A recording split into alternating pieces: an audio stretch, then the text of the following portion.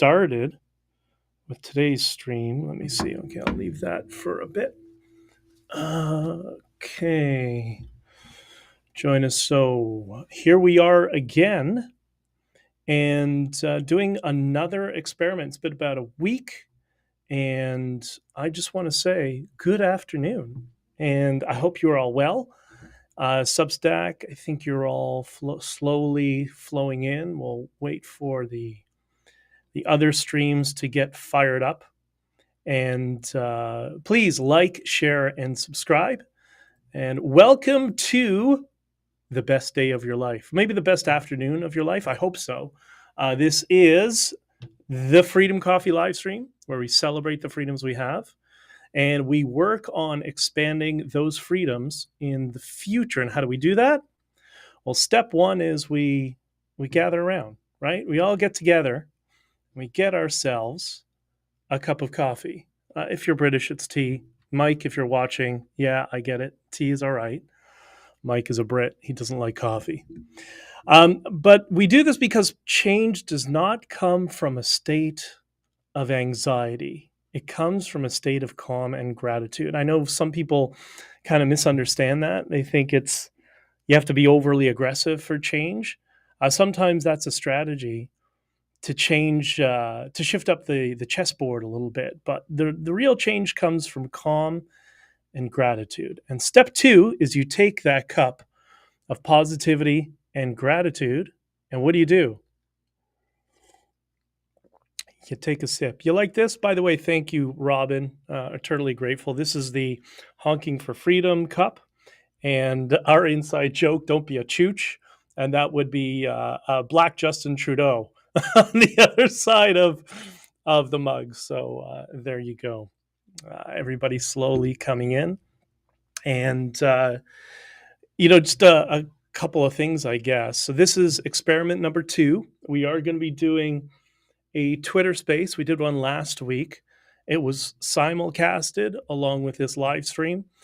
And so I'm going to start it in about, a few minutes, a little bit after the live stream, get people a chance to come in. And we ended up going for, 5 hours, something like that, or 3 hours, 4 hours. It was quite long. So I'm sure many of those people will join us again. And you who are watching, you are welcome to join the post-stream Twitter conversation. And we'll get to some things we're going to talk about today. And by the way, who's coming to Colombia? I know it's going to be a dicey period, but I think I mentioned last time, I've been invited to give another keynote in Colombia soon. So if you are interested and you've never been exposed to Latin America or South America, I strongly recommend it. All right, let's look at some things I have open here. Bitcoin last I checked was at $107,000. And for those of you who don't know Bitcoin and the implications of that, the idea that Bitcoin would go to $20,000 was a crazy idea many years in the past, and now it's $107,000. So we'll see where it goes. Michael Saylor says it'll go up to infinity. So everybody come on in. I think we're starting to get some people here. By the way, Star Trek Picard, woke Star Trek where they ruined Star Trek. Season 3, it's really good. If you like Star Trek and you like sci-fi, and even if you like Star Wars, because it's a little less Star Trek, more Star Wars, you will like Season 3, I promised. Okay, last time we spoke, I don't know if I touched on this. I might have forgotten, but I don't know if I mentioned this. Ecuador has labeled Hamas, Hezbollah, and the Iranian IRGC, which is basically their terrorist proxy, has labeled them all as terrorist organizations. And that Substack, which was supposed to be out a couple of days ago, is ready to be published and going to a couple of the publications that I write for. And I know people in North America often, not only do they not understand the significance of the problems in Latin America, but they dismiss Latin America as being all leftist, which is the exact opposite of the truth. And there's been a lot of movement in South America that is to the advantage of the West, freedom, Western liberal freedom, I don't know, our value system. And there's a lot of positive progress beyond just Javier Milei. So pay attention to that. We're going to talk more about that in upcoming streams, and I'll have some articles coming out. And I may talk a little bit. I got to decide when I go down to South America. I'm going to be there actually for quite some time, I think. And should I be streaming day to day from there? I don't know. Might be a good way for some of you to get some exposure to Latin America if I go from, do stream from different places. So an idea I'm considering right now, but there's a lot still up in the air. All right, today, who, by the way, Beth, I don't have locals open right now. I wonder if I can open another browser here and see if I can. I'll try in a second. I'm trying a new setup every week, not just the simul stream with the Twitter and all the other applications on the Codex, but I'm also trying different things on my end, which will allow me to see and hopefully eventually implement some of your comments on the stream. I've been trying different codexes, and some are better than others. It's definitely not a perfect system. And somebody had warned me early on when I started streaming, oh, don't even bother, try simulcasting. It never works.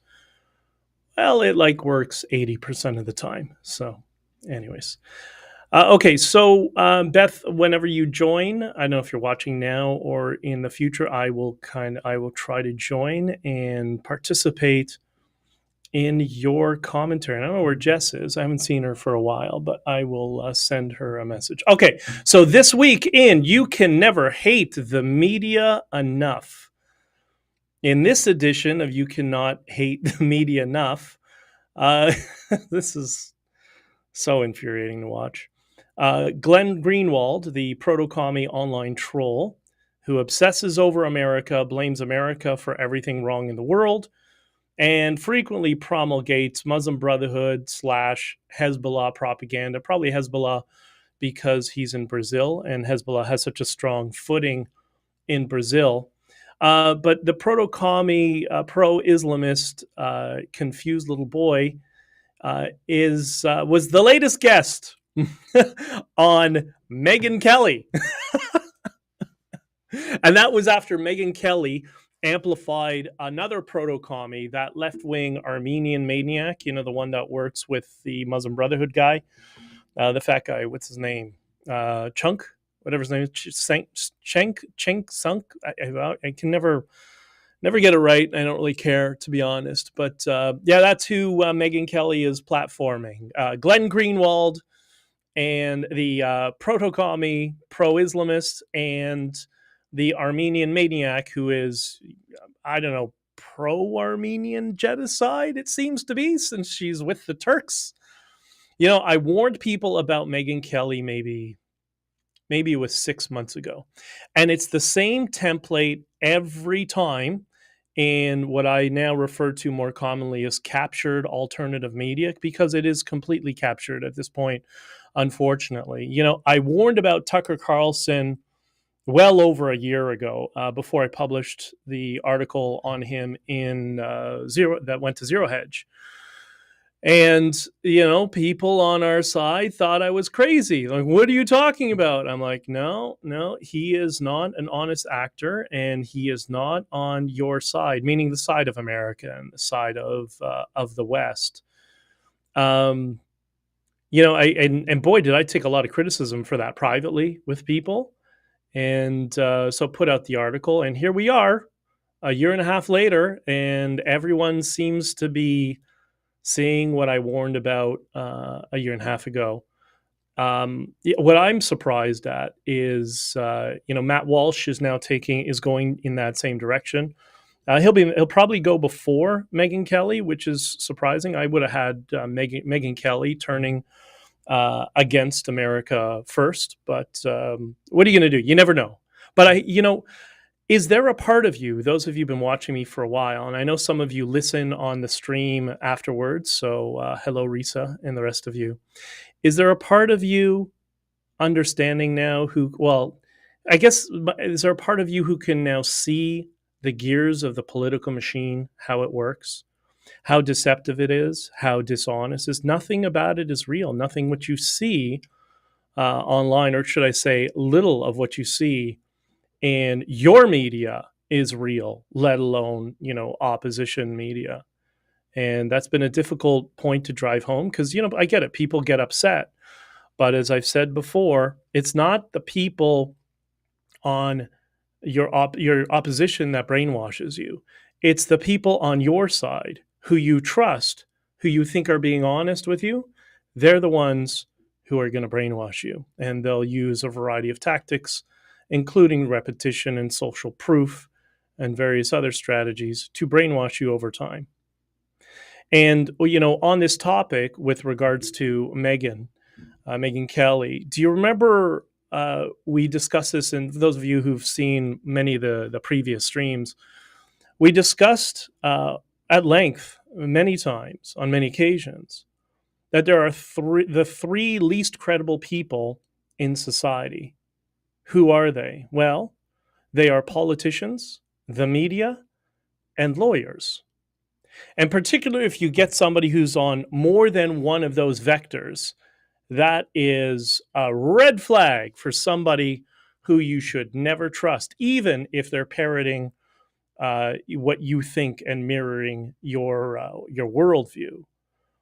Well, politicians, the media, and and lawyers. How many of those vectors is Megyn Kelly? Well, she's actually two, isn't she? Right? She was a lawyer, and she's been in media for many years. So she's two of the three. And I also, from what I believe, if I'm not mistaken, I think she explained this on Howard Stern. I believe she has formal training or worked for some time in public relations. And for those of you who don't know, public relations means professional liar. That is like institutional training, training people specifically how to lie. That's what public relations are. So she's media, she's a lawyer, and she's trained specifically in the art of lying. There are few people with less credibility who you should listen to.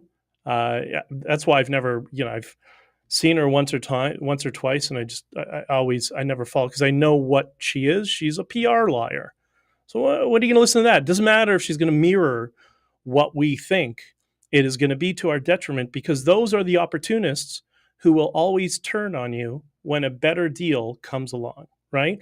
Remember, she tried to smear Trump and it blew up in her face, right? Remember, Trump, you said all of these things, which were complete fabrications. And Trump responded, only Rosie O'Donnell, which basically handed him the election, by the way. That's when he won it, in my opinion. But these vipers are not people you should trust, even if they mirror your thoughts and what you think. It'll be to your peril if you trust those people. Overall, over in Canada, we're going to talk a little bit about Canada today. Canada's such a mess. So Mark Carney still hates his job. Look at him. He has this look on his face whenever Carney he's in front of a podium and he's doing a Q&A session with any members of the media. He has this look on his face, and that look on his face is, save me, please, save me. You want to believe me? Turn the sound off and watch him. Watch his body language and his mannerisms. He just, Mark Carney wakes up every day and is like, oh, again. It's like Bill Murray in Groundhog's Day. I thought he would go to the end of term, probably will, but I'm willing to bet he is already making overtures within the Liberal Party saying, I'm done with this. I gotta take some time off to be with my family, right? But anyways, so that's why sometimes it's best to laugh and to mock him. And listen, Canada has one leader right now, whether we like it or not. His name is Donald Trump, because he is making all the decisions, whether you like him or not. It's not Mark Carney. They know they have no leverage. They may signal to you elbows up or elbows down, whatever it is. But they know they have no leverage over the United States. And he's, typically weak of Canada's political class. They really are weasels, most of them. They're just scared little weasels is the best way to describe all of them. Three, we discussed last time a little bit, and this is a riot. This is great. I love it. 3i Atlas. For those who you've been watching on YouTube, you see countless AI-built streams on this topic. 3i Atlas. I'm going to start, by the way, oops. I was just going to start the Twitter space. Can I start it now? Maybe I can't. Oh, wait, hold on one second. Technical issues? Yeah, we'll start it now. All right, for everybody who comes in, well, nobody's in Twitter yet. They'll be here in a few minutes. So 3i Atlas, sometimes it's okay to get lost in, let me turn that music off. Why is the music on? Okay, we want and background music. Yes. I gotta shut this off. I know, it's great, isn't it? How do you turn the music off? I guess I gotta press that. No, I don't want to end the space. Oh, I think I gotta press the mic. Yeah, okay. Sorry about that. So 3i Atlas is this wonderful, harmless fake news story that we see online. And if you understand that it's just entertainment, it's nothing more, then it's fine. Hey, Ariel, what's up, brother? I'm doing the stream, but we'll be doing a Q&A as soon as I'm done. I hope you're well, brother. So anyways, it's okay to indulge in some nonsense as a recreational belief. The problem is when people take it seriously. But so here's the basic premise. So the 3i Atlas is some comet, an interstellar comet. They theorize there might be multiple ones going through the galaxy. So the solar system, which in itself might be a cause to be concerned for other reasons. But if you go online, you'll see the endless videos of it's an extraterrestrial starship. It's funny. It's only traveling at like 200,000 miles, 250,000 miles per hour, which means, to get to the closest solar system to ours, it would still take like 20,000 years. Well, that's not worth going. That's not much of a starship. And that would be one of the slowest starships imaginable. Maybe space junk, if it was alien, which it's not, by the way. So they're trying to sell us on the idea that it's an extraterrestrial starship, but it's also billions of years old. Okay, well, which one is it? It's not going to be both, right? I don't know of any. I can't imagine species living on a starship for billions of years, right? And so the latest nonsense with it. Yeah, watch all the conspiracies online. He touched his nose. He's lying. No, it's called allergies. And it's also the latest thing is the 3i Atlas is now swallowing the sun. It's grabbing energy from the sun. Listen, we can't see it. It's behind the sun right now. We don't have any cameras. We don't have any sensors, any satellites, nothing that can see it right now. So that would just be nonsense fabrication, like what goes on in the Middle East, which we're going to talk about in a few minutes. But it's all BS. Don't believe it. But enjoy it. Enjoy it as just a recreational hobby. Next, I got, this is interesting. I don't know if, I touch a little bit on AI. I think we got to talk about it more frequently because first, we don't talk about politics all the time. It go crazy, right? But this is important because, I don't know, for many of us who grew up with computers, saw, the age of computers in the home develop, then we saw the internet develop, and then ultimately blockchain and Bitcoin, online money. And now What are we seeing? We are seeing AI, and we are entering the AI era. There's Veo is a video creator from Google. 3.1 was just released. And I don't know if you've tried any of the AI platforms, you got to. You really have to get comfortable using AI. Think of it as, it's an intricate search engine that you can talk to. It's not scary, but it's moving so fast. It's wild. It's moving so much faster than when the internet, gained prominence around the world. I mean, I had the internet in our home. We had it in 92, I think, 91 or 92. And prior to that, I had been on bulletin boards. So it was kind of it was the next advent, the shift away from bulletin boards to the internet, which was quite amazing. But it is so much faster now.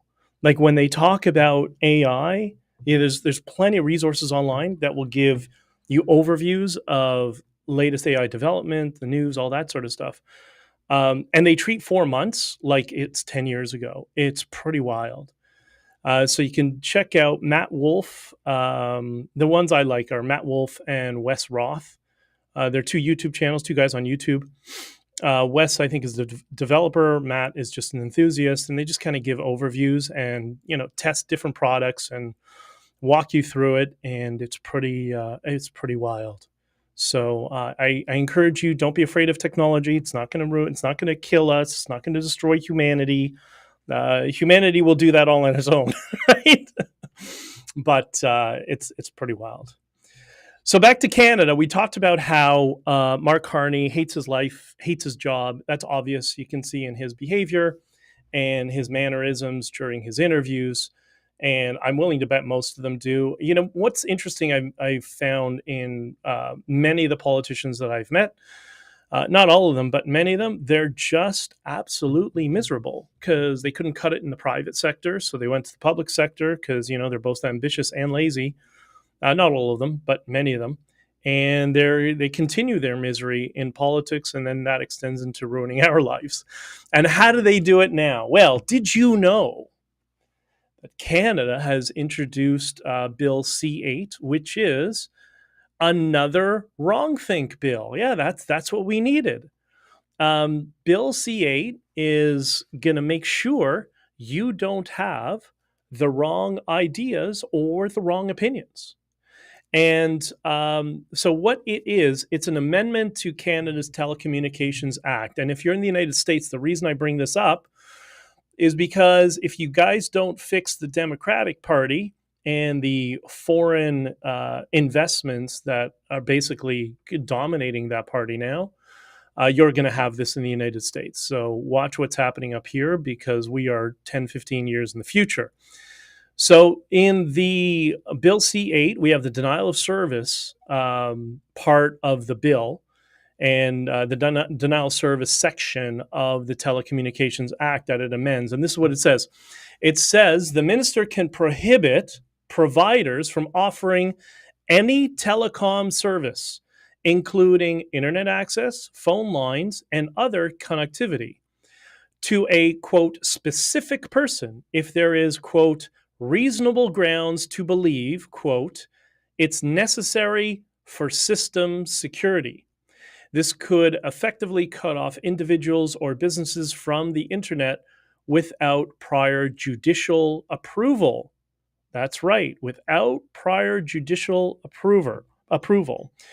So, that should be a concern for everybody. That means essentially that so much for the judiciary having the right to present yourself before the judiciary. No, you are just you are accused and convicted all at once, right?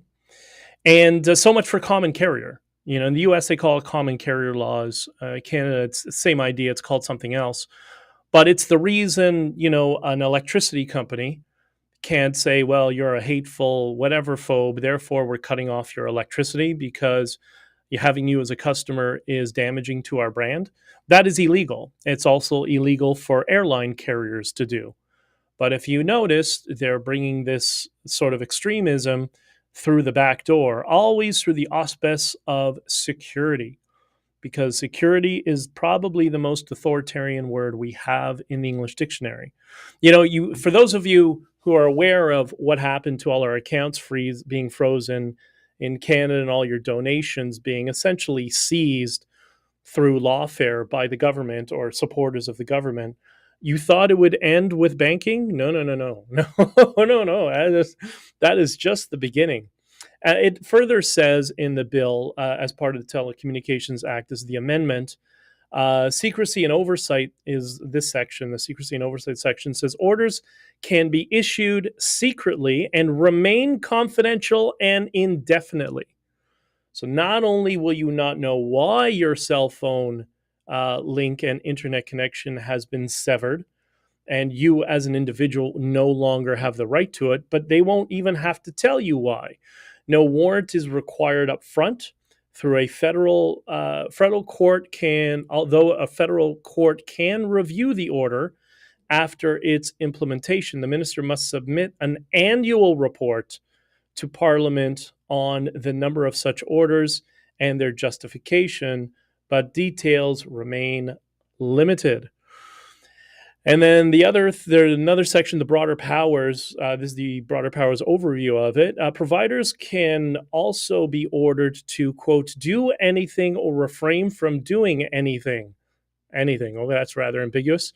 Related to security, potential including weakening encryption standards or facilitating services. Notice non-compliance carries heavy fines up to $25,000 for individuals, raising to $50,000 for repeats, and up to $10 million for businesses, raising to $15 million. So do you see what that means? That means your carrier, if they don't offer a back door allowing them to see what you're doing to potentially cut you off from the internet, individuals can be sued, minimum $25,000, and businesses can be sued, minimum $10 million. Remember when Nepal tried this? Notice all the riots in Nepal, that country that's been in upheaval? It was over this exact same policy. This is why I talk about the real threat are the strategic management companies, the lobby firms that are introducing these policies around the world. How did that work out for Nepal? I mean, you talk about playing with fire, and it's amazing because your politicians here, maybe U.S. not so much, definitely in Canada, to say they are cowards is a massive understatement, and they should be. I think they should rightfully be afraid. What's up, Tao? It's good to see you, brother. All right, the next thing, the Jihad theft auto ring.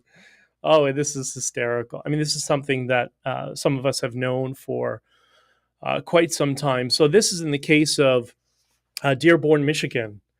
And in Dearborn, Michigan, $40 million car theft ring was busted. Federal prosecutors say 400 luxury cars were stolen, packed into containers, faked as, quote, auto parts. They just put that on the manifest, that it's auto parts and the BOL. And shipped overseas. 8 men have been indicted. So the 8 men are, I'm good with Spanish, but let's try this. Haydar al-Haydari. Oh, that's, I guess, the Arabic version of 2 first names.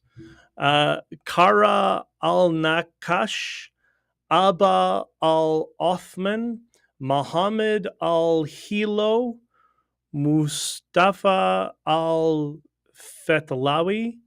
Terrell Davis, well, there you go, David Rashinsky Williams, and Muhammad al-Abodi. All right, well, those are the guys that have been involved in this $40 million, allegedly involved in this. And, in Canada, it's interesting because we also have a dramatic increase in car thefts, and something never heard of in Canada until a few years ago, which is carjackings. And in Canada, what happens is these cars, usually luxury cars, Mercedes, BMW, that sort of thing, The cars are taken to Mississauga and Brampton. For those of you who don't know, those are basically becoming no-go zone areas outside of Toronto.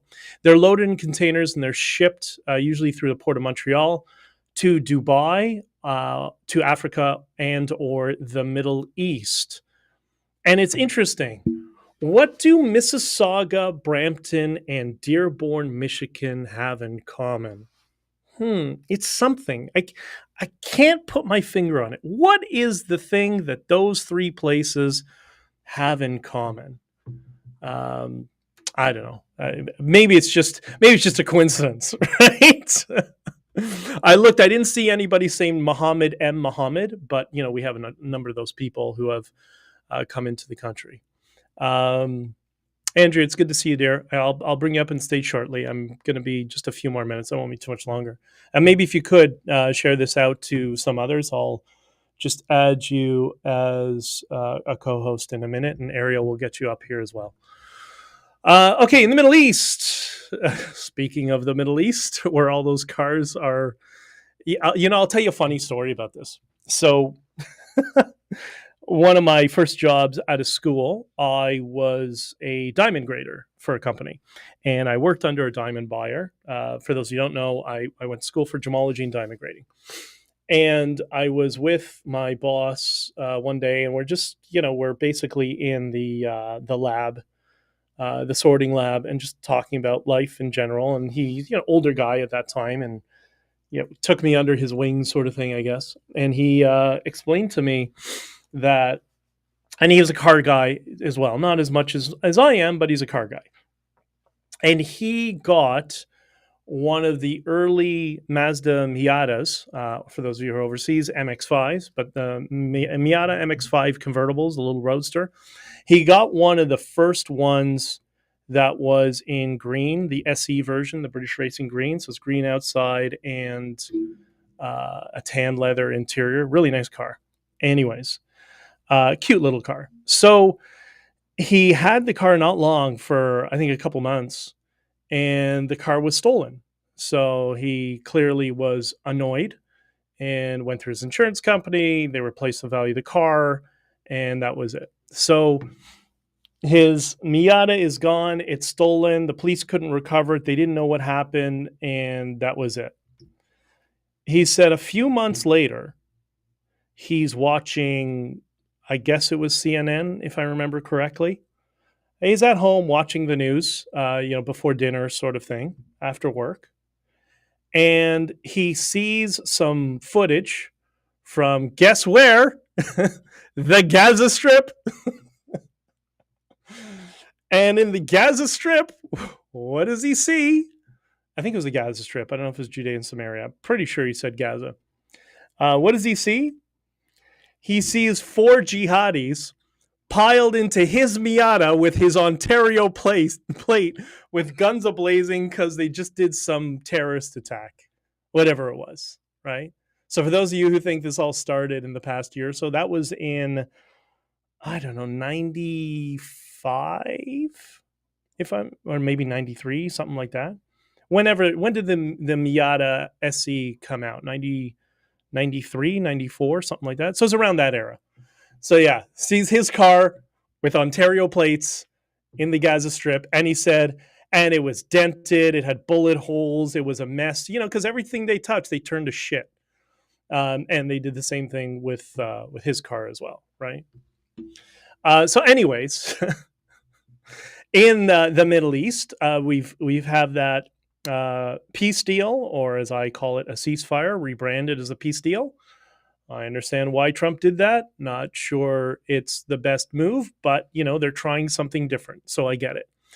And Hamas, the Palestinians, whatever you want to call them, they were executing each other, which at point blank range. So there you go, idiots in the West. We try to tell you what that culture is. It's absolutely horrifying. But welcome to making deals with terrorists. You give them an inch, they will take everything. You give them nothing. You always have to be on their throat, no matter what. Unfortunately, that's just, they are not Western liberals. Their culture is different than ours. Be best if you respected it and understood it, right?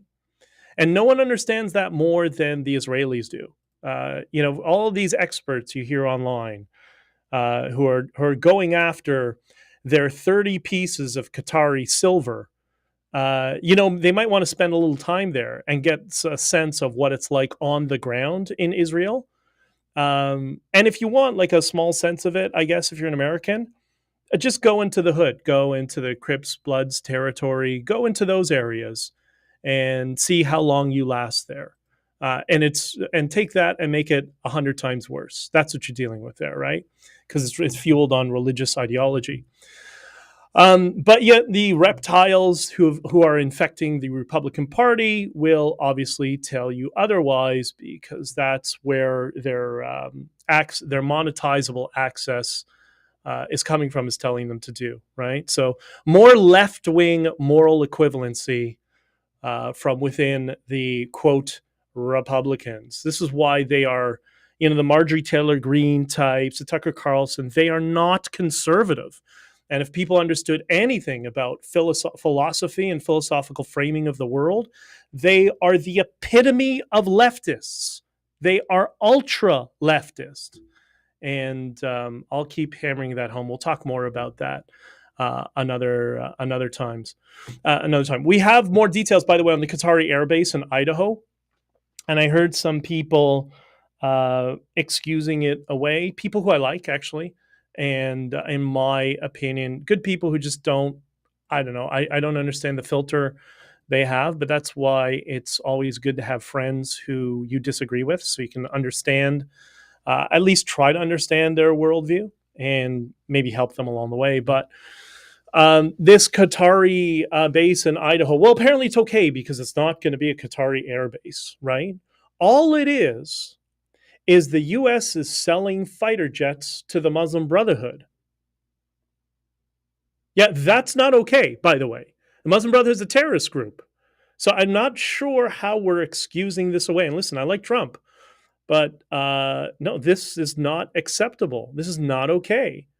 Did the U.S. sell fighter jets to the USSR during the Cold War? Because that's what they're doing. They are the enemy. You are arming the enemy. This is the dumbest mindfuck policy I've ever heard in American history. Qatar is the Muslim Brotherhood. I understand there are fractions, or fracturing in Qatar right now, and I've been hearing this for a couple of years now, that the Emir of Qatar is on thin ice. Well, the thin ice is still holding him up. So this, I can't. Maybe there's something I don't see, but I kind of know how things work behind the scenes, and you're arming the terrorist group that is going to kill you. That's what Mamdani is. That's Muslim Brotherhood. Those are your enemy. Another way to put it, so people can understand, we'll take the whole not understanding the Middle East. Another way, there's a very famous quote: "The capitalists will sell us the rope to hang them with," as Lenin put it. Well, that is now Trump administration policy around selling, F-35 jets. I think it's F-35. No, it's F-15 or F-16. I think it's the older jets. But still, okay, yeah, they're older jets. Yeah, you probably think you can just use them as target practice out of the sky. Why are you giving it to them? Why? Just don't do it, But anyways, the last couple of things here. I see everybody's joining in. I don't know. Okay, I'm going to add you as a co-host now, Andrea, and I talked a little bit about your friend Megyn Kelly, but we'll get into that in a group discussion. Israel's hostages were returned. Happy for everybody. I'm sure everyone is happy and rejoiced over that.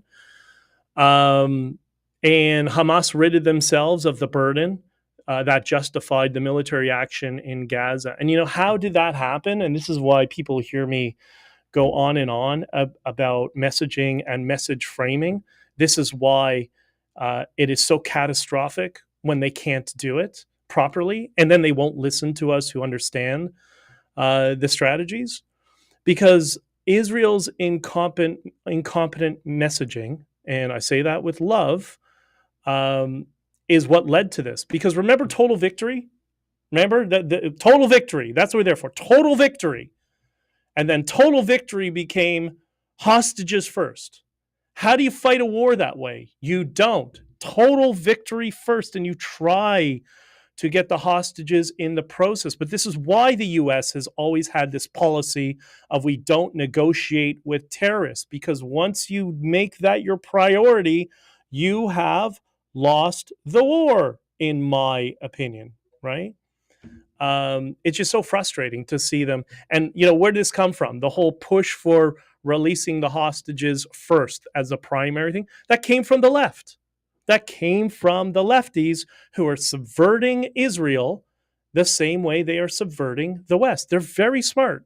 They don't understand individual human nature, but they do understand how to manipulate large groups of people. That they understand with emotional messaging. But anyways, on that topic, we discussed, this is kind of going to be an ongoing topic. And I think this is important to explain to people moving forward. The Palpatinian hoaxes, I like to refer to Free Palpatine. I think that's a perfect framing for who they are. So we're there's a long list, I believe, and we'll start. We've talked about a few of them. So last time we talked about the open air prison hoax, right? The Israel turned paradise into rubble, but it was also an open air prison. Okay, well, which one is it? You can't suck and blow at the same time. Either it was a paradise or it was an open air prison. It can't be both, even though they want to talk to different people. So that is one of the hoaxes, and it's important specifically to call them hoaxes. That is vital. The second thing is the genocide in Gaza hoax. And as a review, the genocide in Gaza hoax was when 59,000 Hamas gangsters were killed by Israel, and 8,000 civilians were sacrificed as human shields by those Hamas gangsters, right? So that's the second hoax. Several months back, one of the last episodes I discussed before the summer, we discussed the tent pole hoax. And you'll have to go back and watch because we'll talk about that another time. But what's another Palpatinian hoax? I hate that word Palestinian because it's so inaccurate. Well, I'll give an example. I mean, I think this is for people who don't understand, who are listening. When you look at the map of Israel that is used by usually the left-wing news, but frustratingly, it's also used by right-wing news. It's a map of Israel, and there are dotted lines in two areas, right? Why are those two areas on the map outlined with dotted lines around them? So one of the areas, the one in the northern part, well, center part of the country, but more north than the southern one, is Judea and Samaria. And Judea and Samaria is referred to by the Jihadis and the communists and the leftists. They refer to it as the West Bank. But it's on the east of Israel. How is something on the east of the country named the West Bank? How does they don't have a compass? Like they don't know what direction they're going. I don't think that's viable. Why is that? What is west of it? Or sorry, what is east of it? And what is it the west of? Well, if you're going to look at the other side of the Jordan River, you have the country of Jordan. And what's west of the country of Jordan? Oh, that area, Judea and Samaria. They would refer to it as the West Bank of the Jordan River. It's not west for Israel. It's west for Jordan. That's right. Those people had all of their Jordanian passports terminated in 1988 because they are Jordanian. So the third hoax is the stolen land hoax. That the West Bank in the east was a state referred to as Palpatine? No, no. It was Jordan. They attacked Israel and they lost it. Too fucking bad. That's it. That's why it should be it shouldn't have a dotted line around it, right? I think that was in the 67 war, if I'm not mistaken. So there are three of the hoaxes on the list, and there's a lot more. But the open air prison, the genocide in Gaza, the stolen land hoax, and we'll get back more to the tentpole hoax in the future. So I hope I hope the people who are listening as well, that helps give some insight.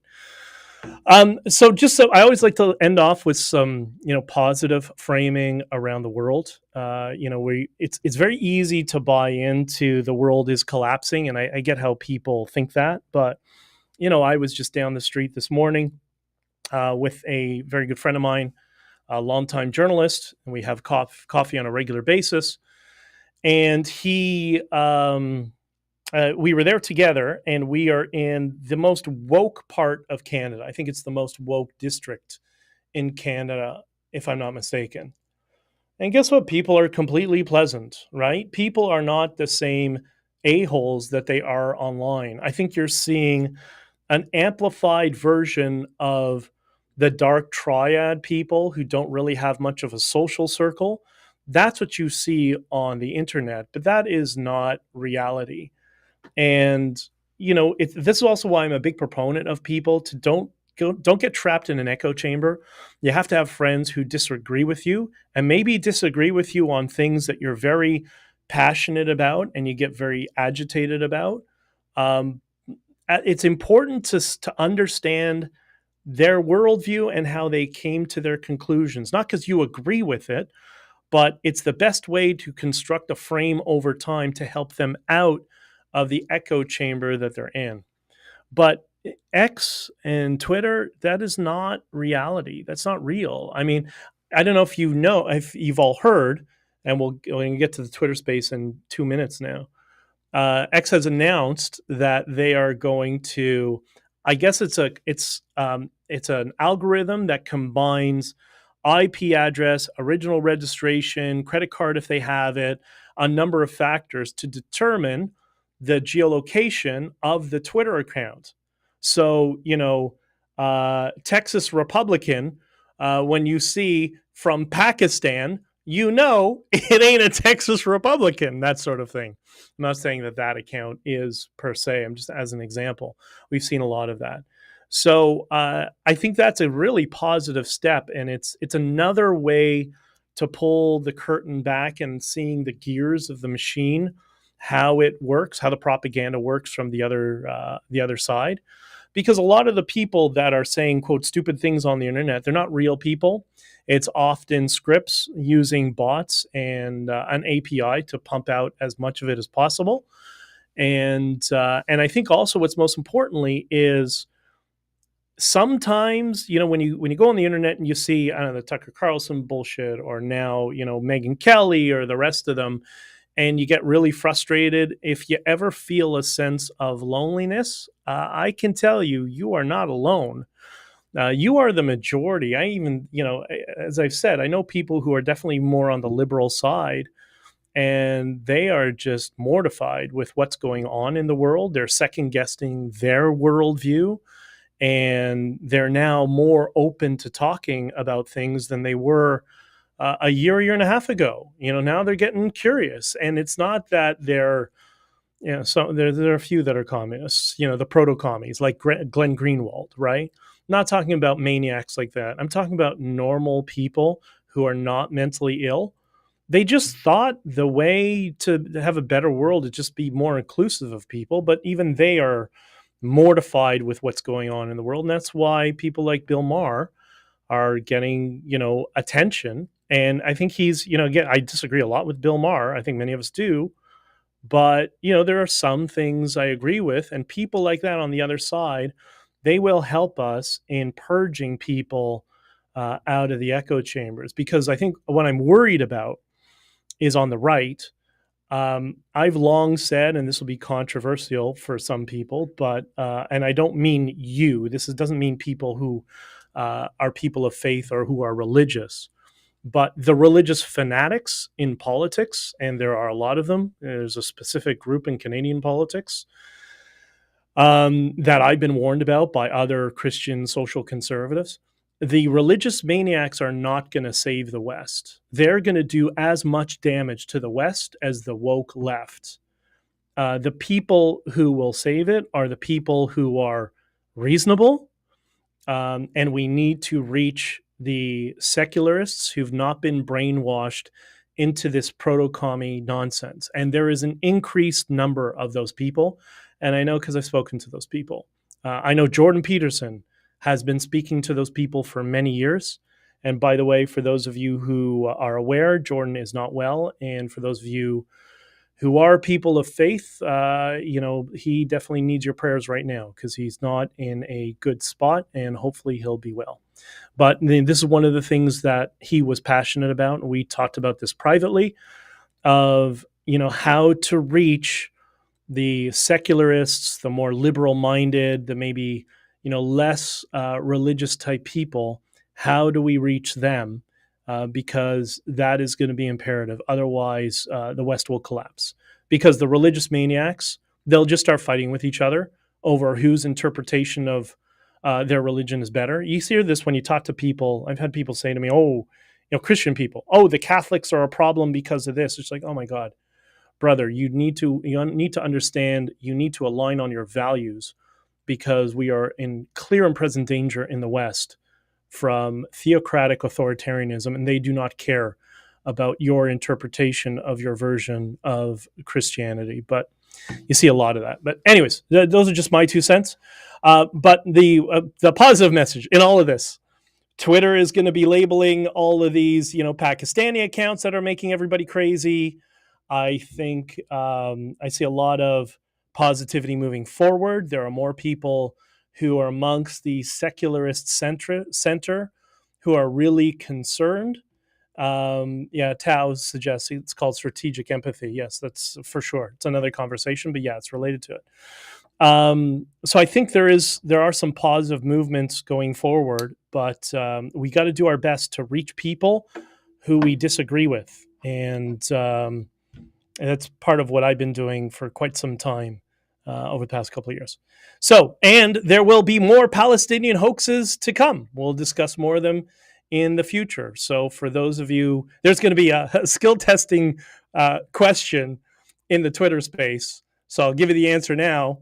The Palestinian hoaxes we've discussed already are the open air prison, the genocide in Gaza, the stolen land hoax, and the tent pole hoax. All right.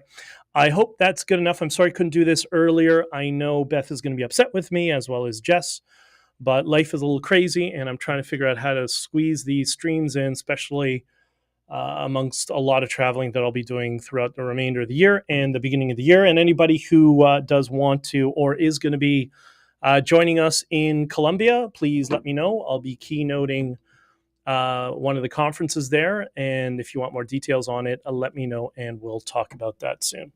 All right. So everybody on the mainstream, which right now today is Facebook, Twitch, YouTube, Locals, and Rumble. I'm going to say goodbye to you now, and we'll be uploading the podcast later on today or tomorrow, whenever it's finished. What's it called? It's process of normalization, and then I can download it and I'll upload it. So hello to Eureka. I love you. I'll talk to you soon.